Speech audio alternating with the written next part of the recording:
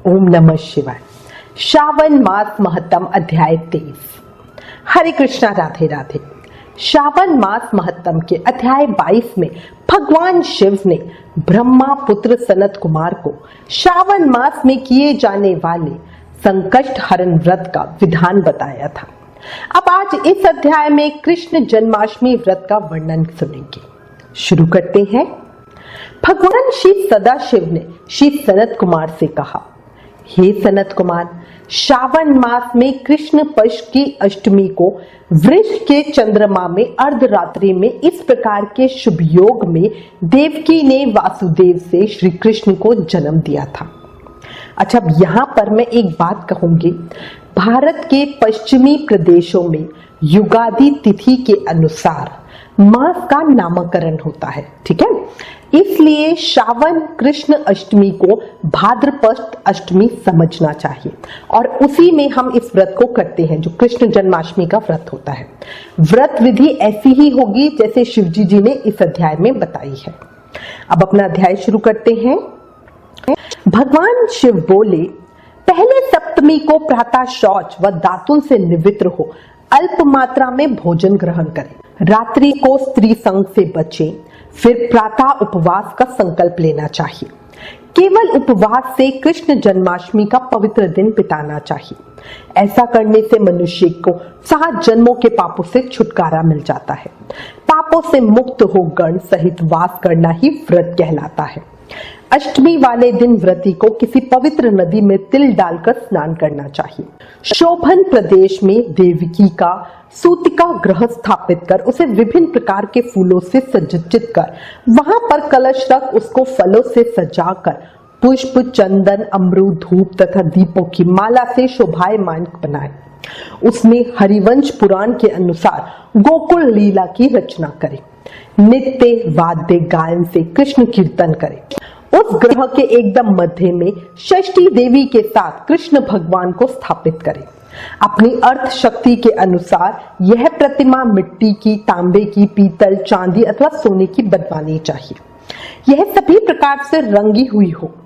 ऐसी सर्व लक्षण वाली प्रतिमा के साथ शैया पर प्रसूता की प्रतिमा भी स्थापित करें। उस प्रसूता प्रतिमा के साथ बाल कृष्ण को भी स्तनपान करते हुए दिखलाएं। उस सूतिका ग्रह में एक स्थान पर कन्या को जन्म दी हुई यशोदा को भी कृष्ण के समीप रखें। साथ ही साथ हाथ जोड़े हुए देवता, यक्ष, विद्याधर तथा अन्य देव योनियों को भी रखें और वहीं पर खड़ग तथा ढाल धारण किए हुए खड़े हुए वासुदेव को भी दिखाएं।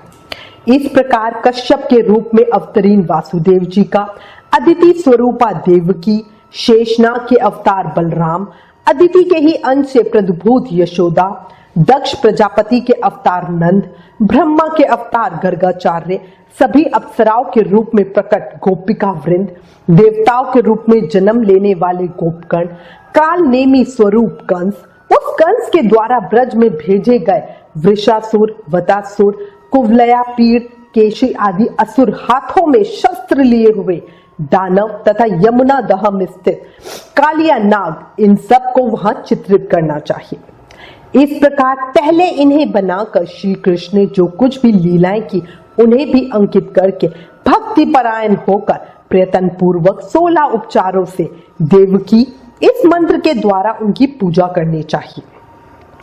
वेणु तथा वीणा की ध्वनि द्वारा गान करते हुए प्रधान किन्नरों से निरंतर उनकी स्तुति की जाती है।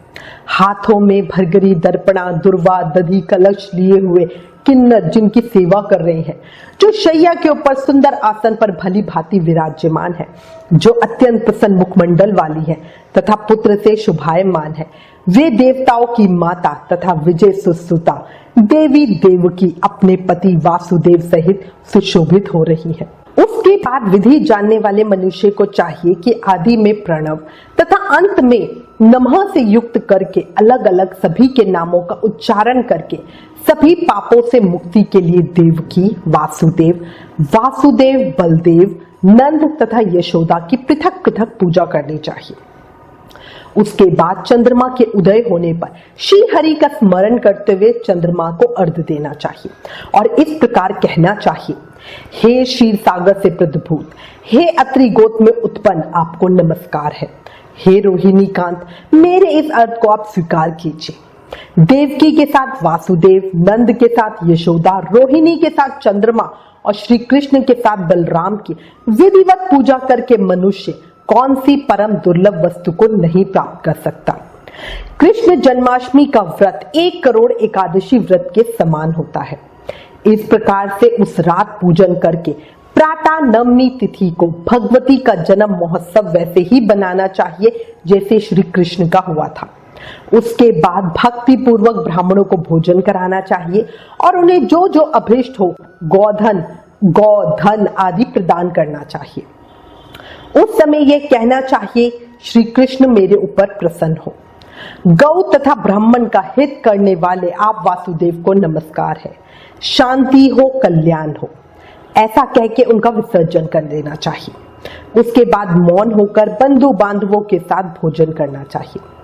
इस प्रकार जो प्रत्येक वर्ष विधान पूर्वक कृष्ण तथा भगवती का जन्म महोत्सव मनाता है वह यथोक्त फल प्राप्त करता है। उसे पुत्र, संतान, आरोग्य तथा अतुल सौभाग्य प्राप्त होता है।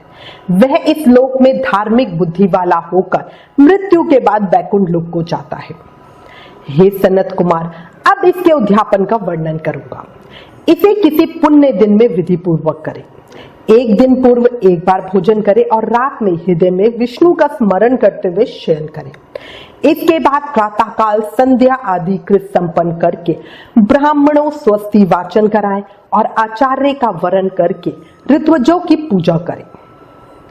इसके बाद विद शर्ते से रहित होकर एक पल अथवा उसके आधे अथवा उसके भी आधे पल स्वर्ण की प्रतिमा बनवानी चाहिए और उसके बाद रचित मंडप में मंडल के भीतर ब्रह्मा आदि देवताओं की स्थापना करें। इसके बाद वहां तांबे अथवा मिट्टी का एक घट स्थापित करें और उसके ऊपर चांदी या बांस का एक पात्र रखें। उसमें गोविंद की प्रतिमा रखकर वस्त्र से ढक कर व्यक्ति 16 उपचारों से वैदिक तथा तांत्रिक मंत्रों के द्वारा विधिवत पूजन करे। इसके बाद शंख में पुष्प, फल, चंदन तथा नारियल फल सहित शुद्ध जल लेकर पृथ्वी पर घुटने टेककर ये कहते हुए देवकी सहित भगवान श्री कृष्ण को अर्घ्य प्रदान करें।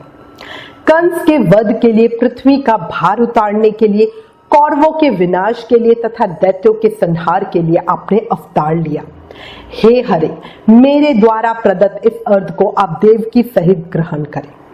इसके बाद बुद्धिमान को चाहिए कि चंद्रमा को पूर्वोक्त विधि से अर्घ्य प्रदान करें। पुनः भगवान से प्रार्थना करें, हे जगन्नाथ, हे देवकी पुत्र, हे प्रभु, हे वासुदेव पुत्र, हे अनंत, आपको नमस्कार है। भव सागर से मेरी रक्षा कीजिए। इस प्रकार देवेश्वर से प्रार्थना करके रात्रि में जागरण करना चाहिए। पुनः प्रातः काल शुद्ध जल में स्नान करके जनार्दन का पूजन खीर, तिल और घृत से मूल मंत्र के द्वारा भक्ति पूर्वक 108 आहुति देकर पुरुष सुख से हवन करें और पुनः इंदम जिष्णुवी चक्र में इस मंत्र से केवल घी की आहुतियां देनी चाहिए। पुनः पूर्ण आहुति देकर तथा होम शेष संपन्न करने के अनंतर आभूषण तथा वस्त्र आदि से आचार्य की पूजा करनी चाहिए। इसके बाद व्रत की संपूर्णता के लिए दूध देने वाली, सरल स्वभाव वाली, बछड़े से युक्त, उत्तम लक्षणों से संपन्न, सोने के सींग, चांदी के खुर, कांसे की दोहिनी, मोती की पूंछ, ताम्र की पीठ तथा सोने के घंटे से अलंकृत की हुई एक कपिला गौ को वस्त्र से आच्छादित करके दक्षिणा सहित दान करना चाहिए। इस प्रकार दान करने से व्रत संपूर्णता को प्राप्त होता है। कपिला गौ के अभाव में अन्य गौ भी दी जा सकती है। इसके बाद ऋत्वजों को यथा योग्य दक्षिणा प्रदान करें। इसके बाद 8 ब्राह्मणों को भोजन कराएं और उन्हें भी दक्षिणा दें। पुनः सावधान होकर जल से परिपूर्ण कलश ब्राह्मणों को प्रदान करें और उनसे आज्ञा लेकर अपने बंधुओं के साथ भोजन करें। हे ब्रह्मापुत्र, इस प्रकार व्रत का उद्यापन कृत करने पर वह बुद्धिमान मनुष्य उसी क्षण पाप रहित हो जाता है और पुत्र पौत्र से युक्त तथा धन धान्य से संपन्न होकर बहुत समय तक सुखों का उपभोग कर अंत में वैकुंठ प्राप्त करता है।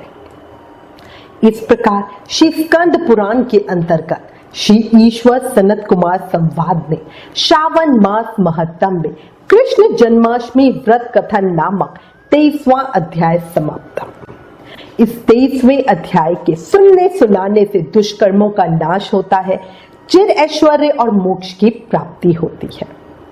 अंत में कहूंगी, जीवन बहुत छोटा है, कल का कुछ नहीं पता, जो है आज है, इसलिए इस समय को यूं ही मत जाने दो। ज्यादा से ज्यादा शुभ कर्म और नाम जाप करके जीवन सफल बना लो। जोर से जयकारा लगाओ और बोलो ओम नमः शिवाय, हर हर महादेव।